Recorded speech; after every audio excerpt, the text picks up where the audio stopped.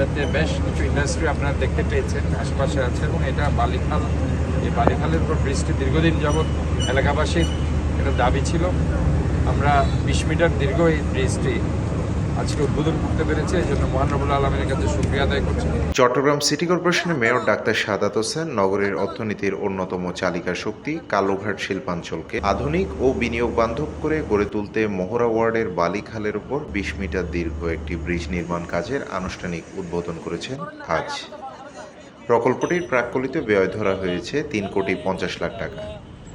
উদ্বোধনী অনুষ্ঠানে মেয়র জানান, কেবল বালিখাল ব্রিজ নির্মাণই নয়, বর্তমানে চলমান প্রকল্পগুলোর মধ্যে রয়েছে সিএনবি বালুরটাল সংলগ্ন 25 মিটার আরসিসি ব্রিজ নির্মাণ, ওসমানিয়া ব্রিজ ও আরাকান রোড সংযোগ সড়ক নির্মাণ এবং দেওয়ান মহসিন সড়ক উন্নয়ন ও ওয়াসা রোড সংস্কার। এছাড়া বিশ্বব্যাংকের কোভিড-19 প্রকল্পের আওতায় বিএফআইডিসি রোড সংস্কার এবং বাহির সিগন্যাল থেকে কালুঘাট ভারী শিল্প এলাকা পর্যন্ত ড্রেনেজ ব্যবস্থার আমূল পরিবর্তনের পরিকল্পনাও প্রক্রিয়াধীন রয়েছে।